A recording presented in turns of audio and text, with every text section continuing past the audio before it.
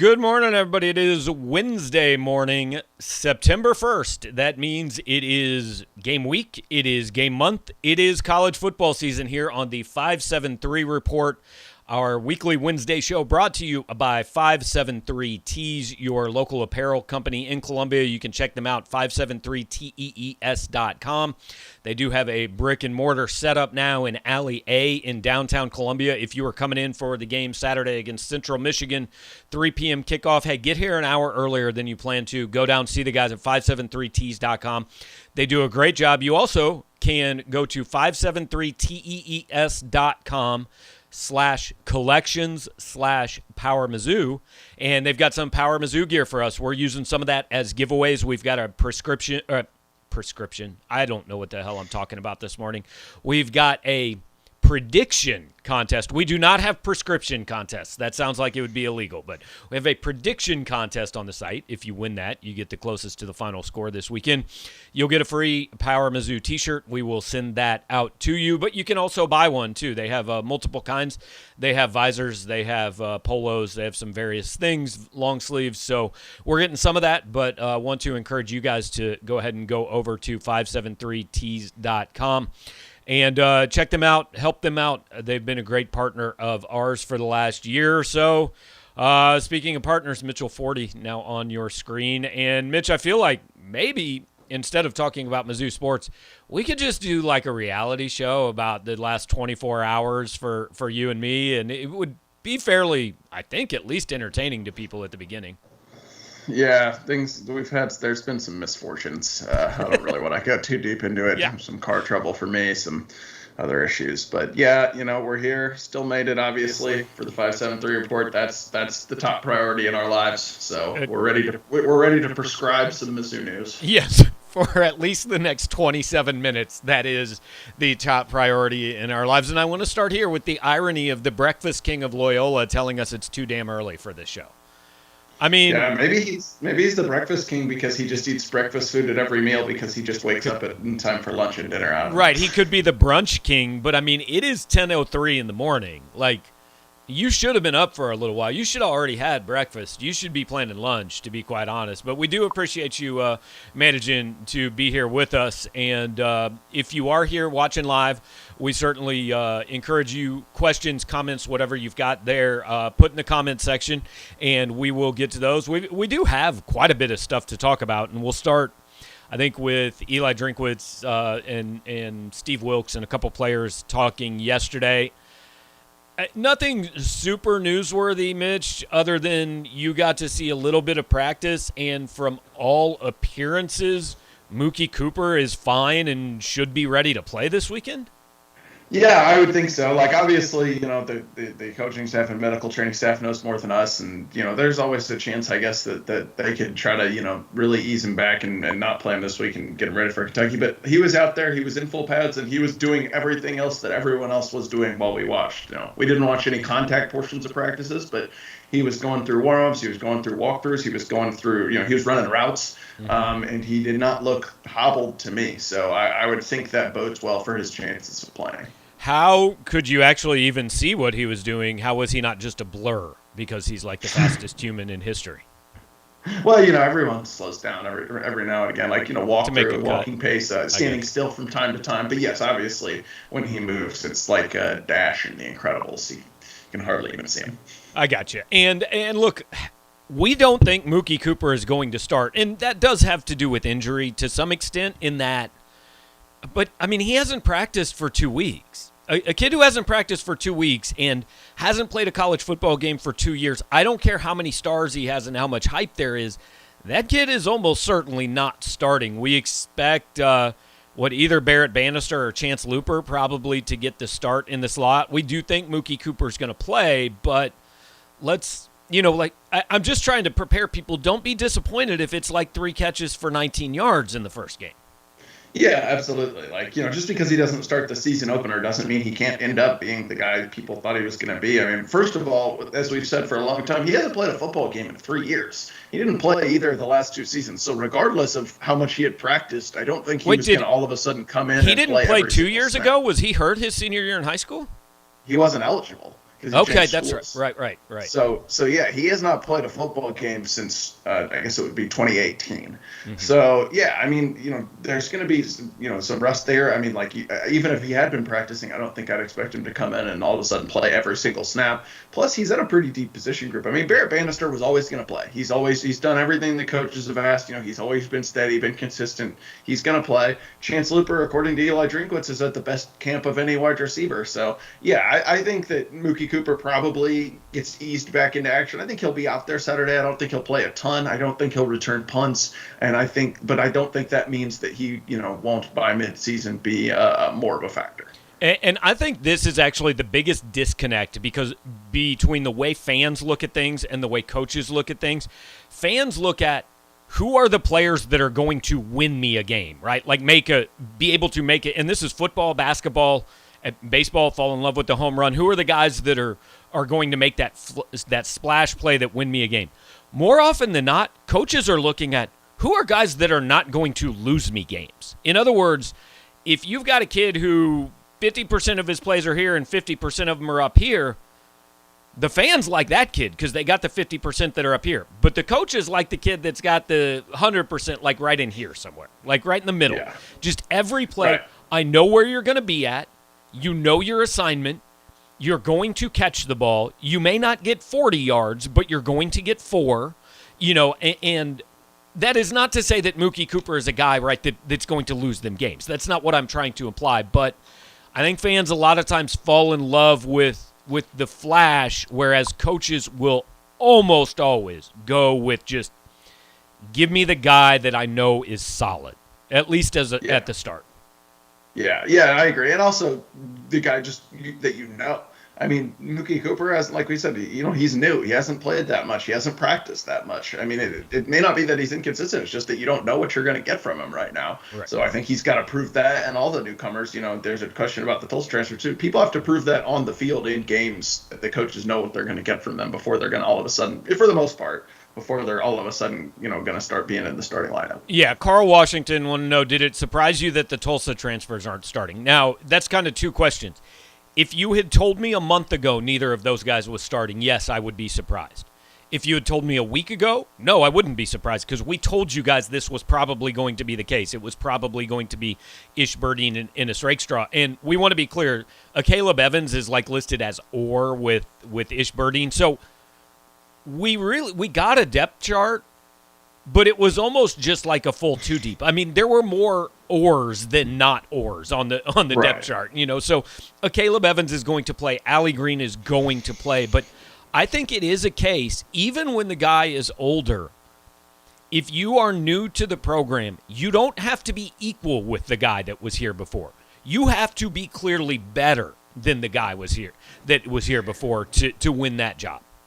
Yeah, absolutely. I think there's a decent chance that Caleb Evans ends up playing more than Ishberdine this weekend all year. I mean, I could be wrong. I haven't really seen either of them play yet. There's maybe at least a chance. Maybe he's really taken this step during the offseason. But, they brought him in to play a lot. And I think I would not be surprised if, like you said, they're given some lip service to the guy who's been here and send the message that obviously newcomers have to continue to work to get to that spot. But ultimately, I wouldn't be surprised if Allie Green plays quite a bit either, although I do think Ennis Rakestraw is the clear-cut starter at that spot. But yeah, I just don't think, like you said, with so many ors on the depth chart, it's hard to really overreact and say, oh, this guy's the starter position. Well, let's see how the reps shake out. And I think what really shook up the cornerback position more than anything else is Chris Abrams-Draine becoming a starter. Yeah. I don't think anybody saw that. Certainly in spring football, I don't think at the beginning of fall camp. So him playing well enough that they made him the starter and not like a co-starter, like the starter at that slot corner position, I think that changed a lot of things because maybe a Caleb Evans is that guy if Chris Abrams-Draine doesn't jump. So I don't think it's Ishberdine or Ennis Rakestraw so much as it's Chris Abrams-Draine kind of coming from nowhere. Yeah, totally agree. That caught me by surprise. I mean, usually when you see a guy change position, it's almost like a last-ditch effort, right? It's like, okay, well, let's see if you can maybe help here to keep you around. It's rare that someone changes, and Drake was touched on this yesterday. It's rare that someone changes, especially sides of the ball, and then becomes a contributor right away. And Missouri is going to have a couple of those guys because Sean Robinson's going to play in some packages as well. But yeah, Chris Abrams-Draine, I think he might be listed as a co-starter with Chris Sheeran. But I mean, we talked to Martez Manuel yesterday, and he said Chris is the starter. Like, I'm proud of him for earning that starting job, and that goes with everything we've heard too behind the scenes. So eager to see what he brings to the table. I think Allie Green was the guy who was probably going to start at that position if it weren't for Chris Abrams-Draine looking pretty good and Chris Sheeran to a lesser extent. I think, at the start of camp, I know he was working in that slot spot. I saw him during that one scrimmage about 3 weeks ago now. And evidently he got moved out wide, and Chris Abrams-Draine started out wide. So they kind of flip-flopped and put Chris Abrams-Draine into that starting position. So yeah, I think that's kind of a cool story, and I'll be interested to see how he does on Saturday. Yeah, I honestly thought, even last week when I started hearing his name, I thought he was going to be that guy that, like, you hear about in camp and they talk about, and then you just never see anything, right? It's like, hey, this was the cool camp story. And it turns into he's not really even on the field, because there's one or two of those every year, and there will be one or two on this team of guys that it's like, hey, remember back in August when they were talking like this kid was going to be all SEC, and then he played 12 snaps this season? There'll be some of that, and I thought it might be Abrams-Draine, but obviously it's not going to be. So we'll move on and appreciate the questions, and we are getting to all of them, I promise.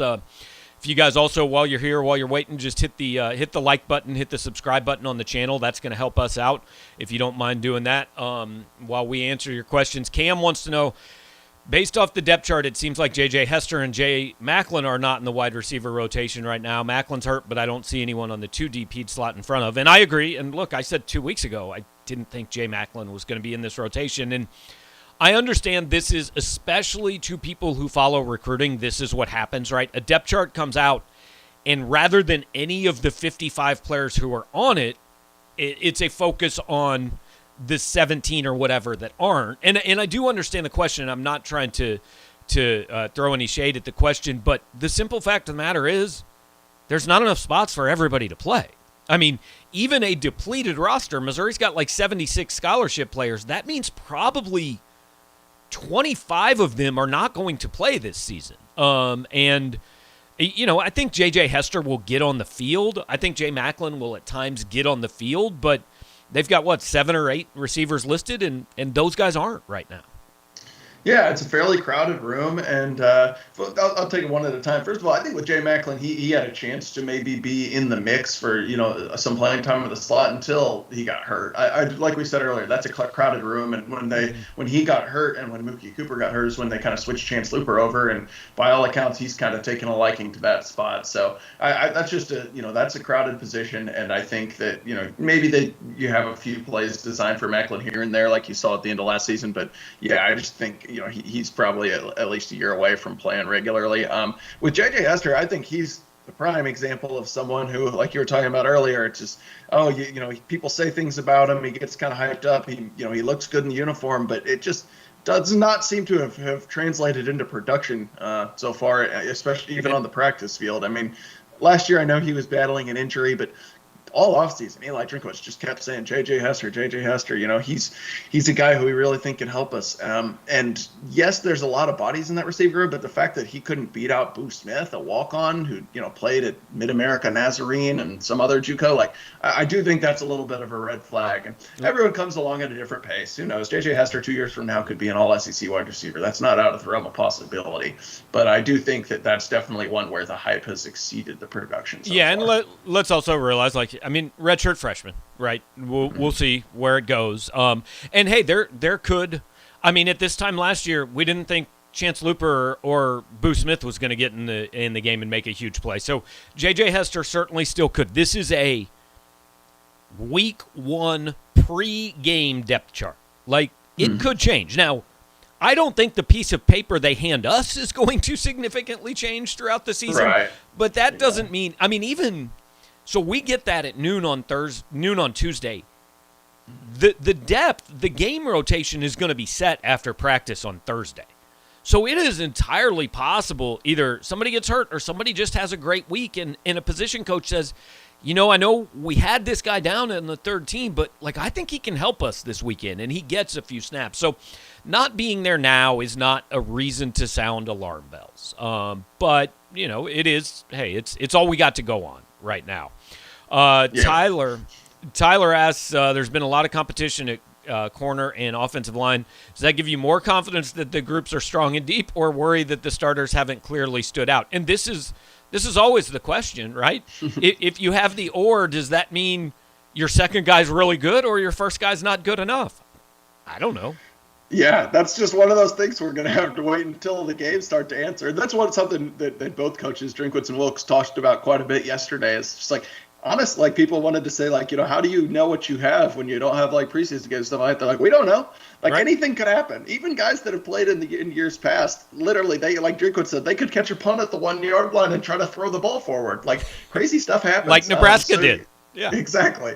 So, so I mean, they're really and truly like we don't know if that's a good thing. Like the coaches have definitely, tried to, I think, spin it as a decent thing, and there's probably reason to believe that having more depth at those positions will help. I mean, like I thought Steve Wilkes' point about having the ability to rotate corners because receivers are running deep routes and rotating, that makes sense in theory. And I think offensive line depth was a clear issue last year, although I'm not totally sold on the group of starters they have out there at offensive line right now. And Drinkwitz said there's probably going to be some rotation during the first game. But every coach says that, and then we see the same five guys play every single snap 10 straight weeks. Like not just last year. That always seems to happen.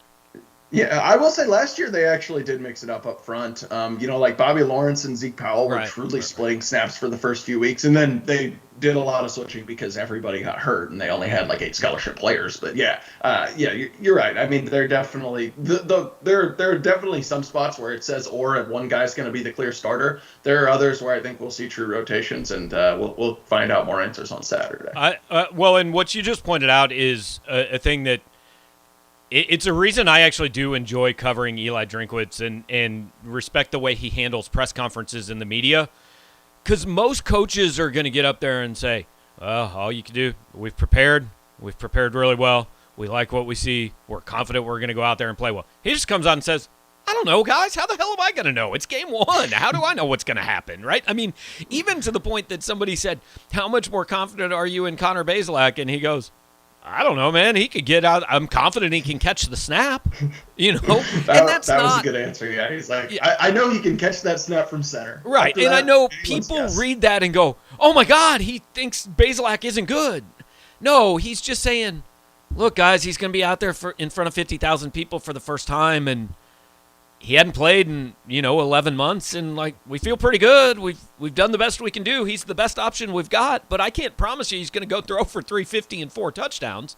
And I think that was really his point. And look, I love going to a press conference where I wouldn't have said that I thought he would say his favorite thing about his quarterback is that he can catch a snap, right? I can't predict the press conference before it starts, and that's good.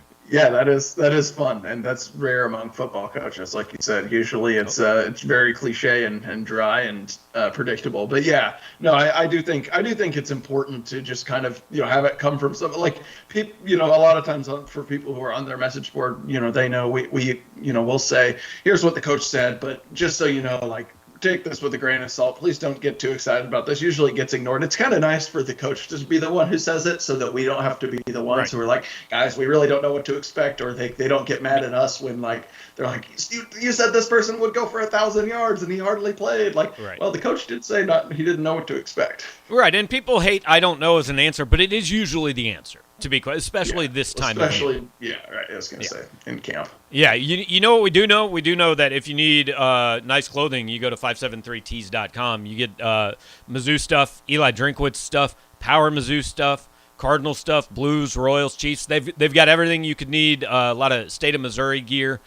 They will custom print things for you. I saw that they've now got some thicker kicker gear, which we've discussed. Harrison Mevis was the easiest NIL guy ever. I don't know why somebody hasn't partnered with him before now, but kudos to the 573 report, or to 573 Tees, which sponsors the 573 report, for doing so.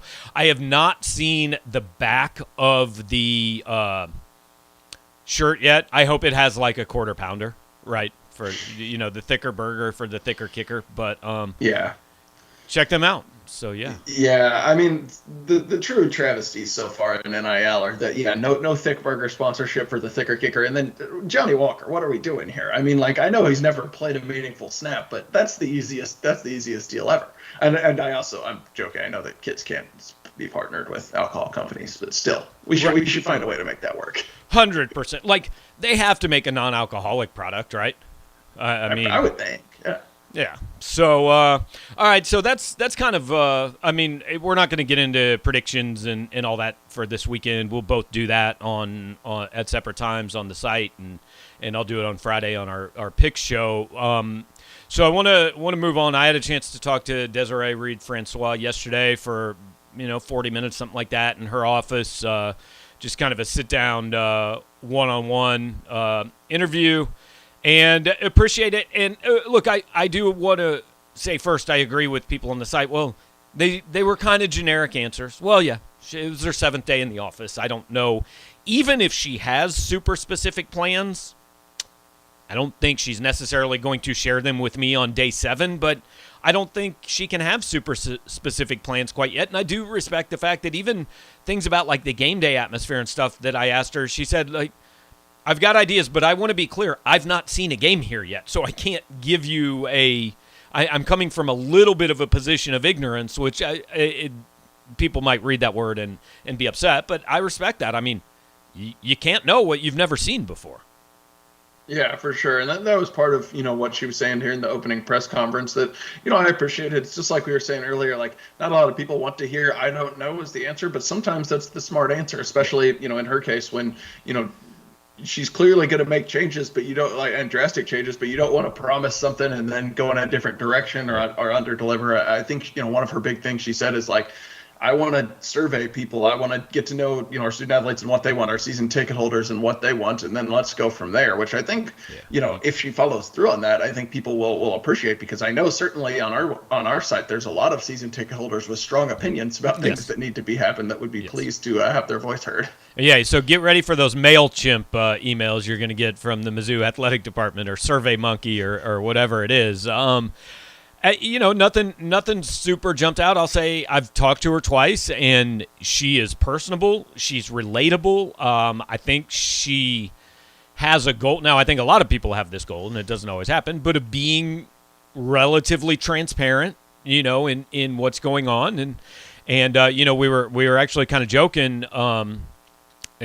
One of the university PR guys was there, and he's kind of handling some athletic department stuff, which he usually doesn't do, and we were joking that he could just do athletics full time, and he said something about crisis management, and I said, well, you don't know, because there hasn't really been a crisis over here in the last couple of weeks, and which immediately obviously sent them into knocking on wood. So, but it is very early on, but I think she's done what you would want her to do so far, and she didn't say anything in that interview that made me think, well, big trouble coming here. Yeah, for sure. And she made a couple fairly significant hires this week. Hired a new chief financial officer to replace Ryan Alpert. Hired a new communications officer to replace Nick Juice. So, yeah, I mean, I'm not going to pretend to break down the credentials of the people she hired, but it's slowly starting to come together. I think that was always going to be step one. Was just, fill the very undermanned athletic department and try to figure out what the biggest priorities are and go from there. No question. Then priority 2 is going to be get as many butts in the seats as you can on Saturday. And we talked on Monday, and I set the over-under at 49,500, and we both thought it would be over. And the further we get into this week, I'm wondering if that's going to be the case. And I'm not going to get into attendance shaming week 1, especially until we find out, like, what's attendance look like across the country, right?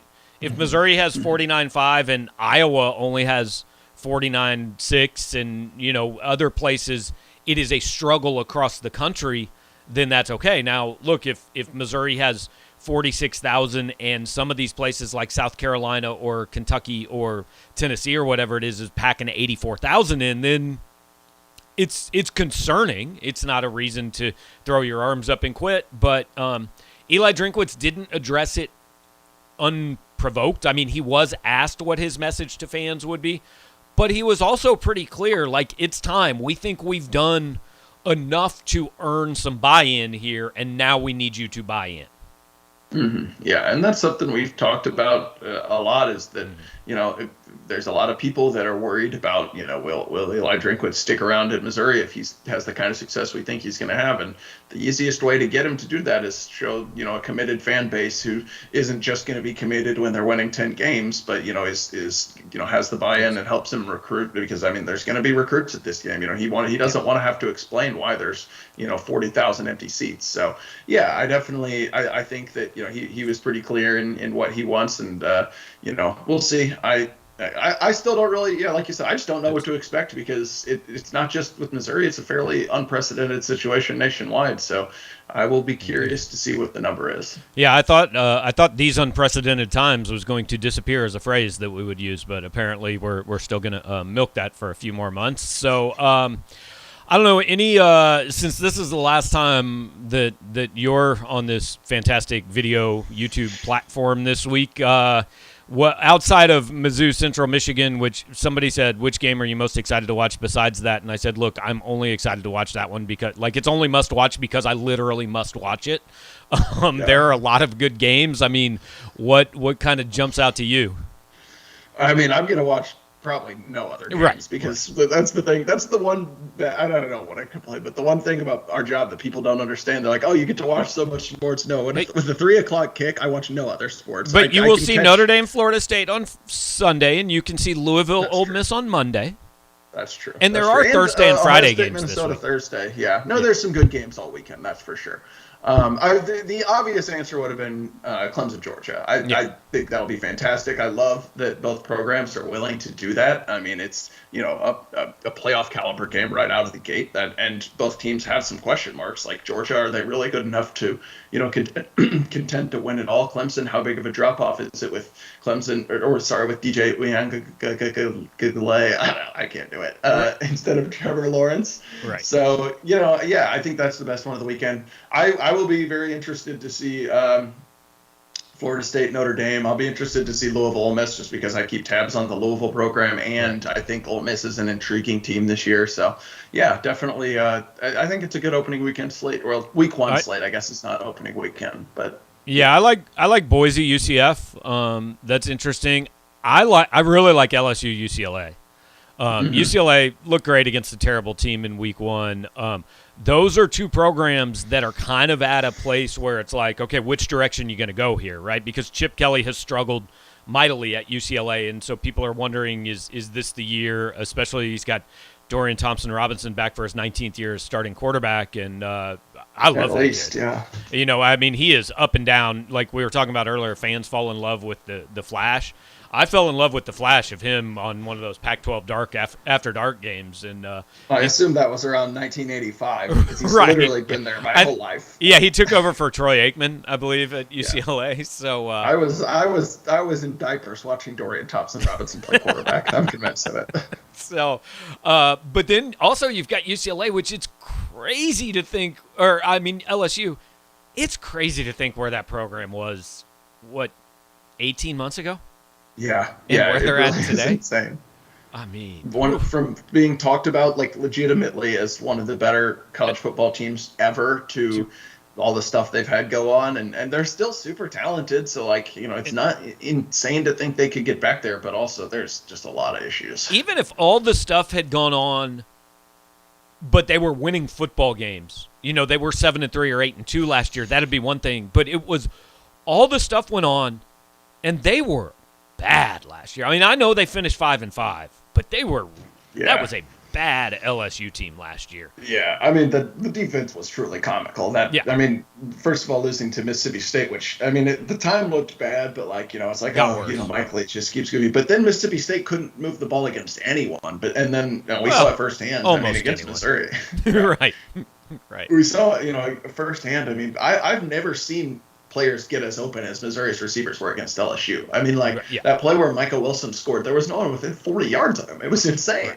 And, like, look, I'm sure that Derek Stingley is as good a player as everybody says, right? I mean, he has to be. They've been talking about it for 3 years, and, like, he's the preseason Thorpe Award winner and stuff. But, I mean, there were guys that had legitimately never played with 67-yard receptions in that game. It was unreal. So I think what we find out this year is, like, I guess if you hire Bo Pelini, does that just, like, wreck your whole football program? Was that the thing? He's gone now, so. Right. Yeah. Like, Orgeron deserved enough cachet from, the national title to say, you know what, that was my assistant's fault. But if it happens 2 years in a row, it's like, okay, maybe it's not just your assistant's fault, or you're not good enough at hiring assistants to be paid this much money. So here's where we're at in college football. LSU thrilled to have Bo Pelini gone. Nebraska would kill to have him back. So that's your Week 1 2021 college football wrap up. So Mitch, I know we got plenty of stuff to do later today, and we'll let you get to it.